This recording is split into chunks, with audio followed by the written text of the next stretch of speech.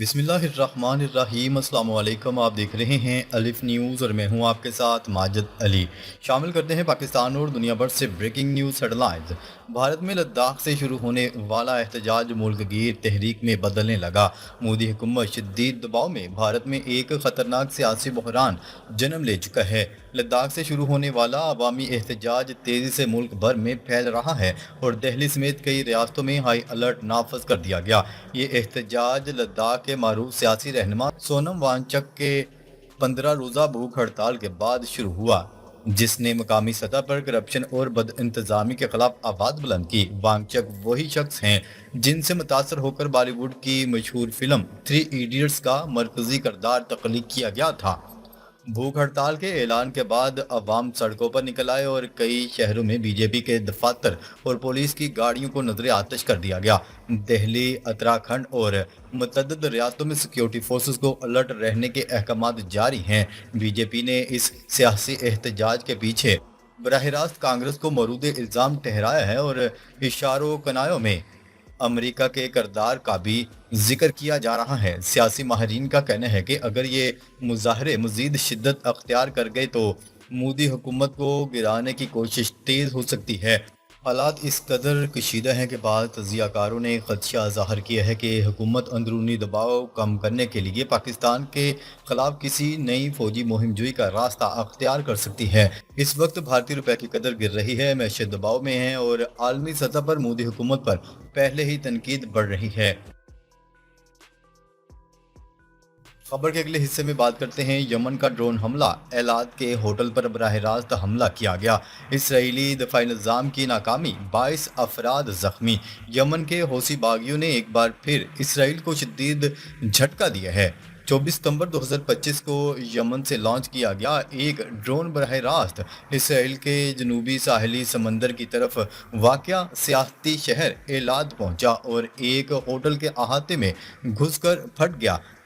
Israeli emergency service Magen David Adom के मुताबिक इस हमले में कम से कम 22 अफराद जख्मी हुए, जिनमें से 2 की हालत संगीन है। जख्मियों को फौरी तौर पर हस्पताल मुंतकिल कर दिया गया, जबकि इस शहर में सायरन बजने लगे और लोगों ने खौफजदा होकर जगह छोड़ दी। इसराइली फौज ने बताया कि ड्रोन को रोकने की 2 कोशिशें की गईं, जिनमें आयरन डोम सिस्टम से 2 इंटरसेप्टर फायर किए गए, मगर वो नाकाम रहे। इब्तदाई तहकीकात से पता चलता है कि रडार ने ड्रोन को बहुत देर से पकड़ा, जिसकी वजह से इंटरसेप्ट ना हो सका। एलात, जो उर्दन और मिस्र की सरहद पर वाक़या है, एक मशहूर टूरिज्म स्पॉट है जहां होटल्स और शॉपिंग मॉल से भरा इलाका है। यह हमला अबरी सालिनों के मौका पर हुआ जब शहर में सियाहों की तादाद अरूज पर थी। हौसियों ने हमले की जिम्मेदारी कबूल करते हुए कहा कि ये गजा में फ़लस्तीनियों की हमायत में है और इसराइली हमलों का बदला है। ये कोई पहला हमला नहीं। इस माह के शुरू में यमन से एक और ड्रोन एलाद के करीब रामून एयरपोर्ट पर गिरा था, जिसमें 2 अफराद हल्के जख्मी हुए, मगर आज का हमला ज्यादा खतरनाक साबित हुआ क्योंकि ड्रोन ने होटल के अंदर घुसकर तबाही मचाई। इसराइली वज़ीर दिफा ने खबरदार किया है कि हौसी दहशतगर्द गिरोहों को गजा, लबनान और ईरान की तरह सबक सिखाया जाएगा। जबकि इसराइली वज़ीर आज़म नेतन्याहू ने यमन पर जवाबी हमलों का ऐलान कर दिया। इस वाक़े से इसराइल के दिफाई निज़ाम पर सवालात उठ रहे हैं। आयरन डोम, एरो डेविड और दीगर सिस्टम्स जो भी आम तौर पर ड्रोन को रोकते हैं, आज बिल्कुल नाकाम हो गए। माहिरीन का कहना है कि ये ड्रोन शायद जदीद टेक्नोलॉजी से लैस है जो रडार से बच निकला, या फिर यमन को ईरान या दीगर ज़राए से ऐसी टेक्नोलॉजी मिली है जो दफाई निज़ामों को जाम कर सकती है। अगर एक ड्रोन ही बराह रास्त हिट कर सकता है तो सोचें अगर दर्जनों ऐसे हमले हुए तो क्या होगा। इस हमले पर एलाद के मेयर ने हुकूमत से मुतालबा किया है कि हौसियों पर सख्त कार्रवाई की जाए, क्योंकि ये हमले शहर की मैशत और सियाहत को तबाह कर रहे हैं।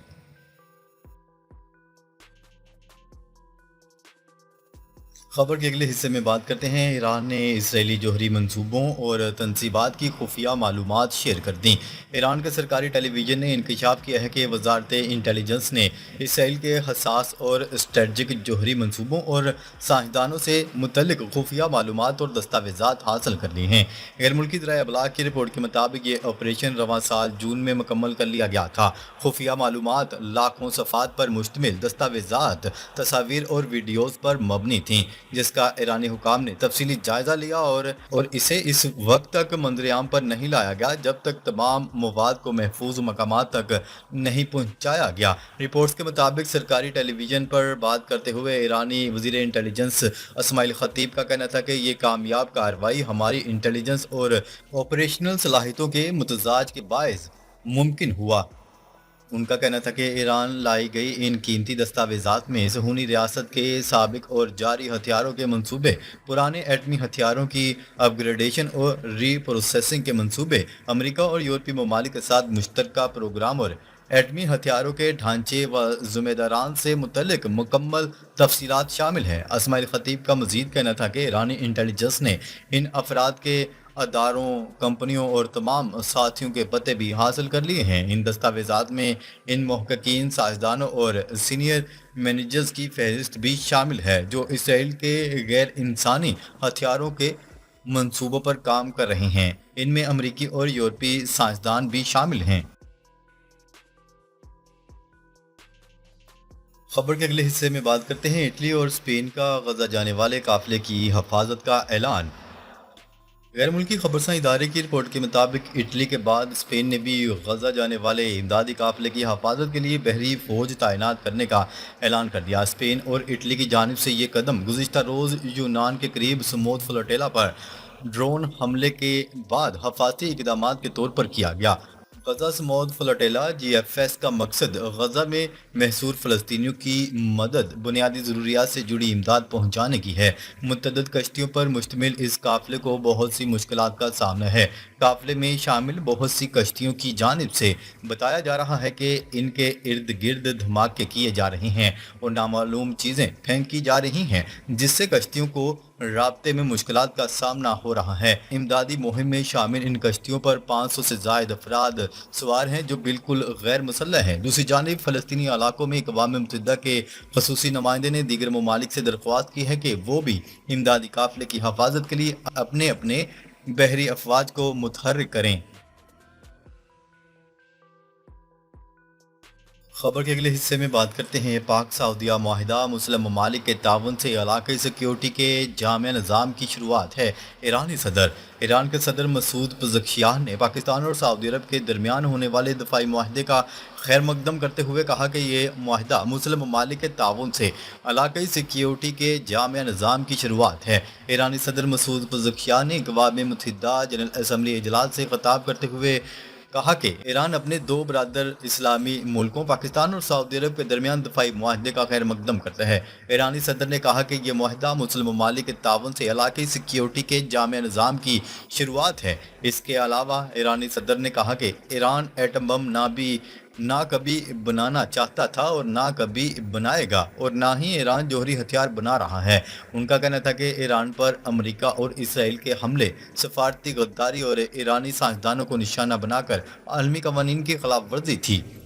ईरानी सदर ने गजा में फ़लस्तीनियों की नस्ल कुशी पर इसराइली वज़ीर आज़म नेतन्याहू को जंगी मुजरम करार दिया। इससे कबल गुज़िश्ता रोज़ ईरान के सुप्रीम लीडर आयतुल्लाह ख़ामनेई ने कहा था कि हमें जौहरी हथियारों की ज़रूरत नहीं और ना ही जौहरी हथियार बनाने का इरादा है, लेकिन यूरेनियम अफजूदगी के मामले पर ईरान किसी दबाव में नहीं आएगा। याद रहे कि गुज़िश्ता दिनों सऊदी वली अहद शहजादा मोहम्मद बिन सलमान और वज़ीर आज़म शहबाज शरीफ ने पाकिस्तान और सऊदी अरब के माबैन स्ट्रेटजिक बाहमी दफाई मुआहदे पर दस्तखत किए थे। इस मुआहदे की शिकों के तहत किसी भी मुल्क पर बैरूनी मुसल्लह हमला दोनों ममालिक पर हमला तसव्वुर होगा।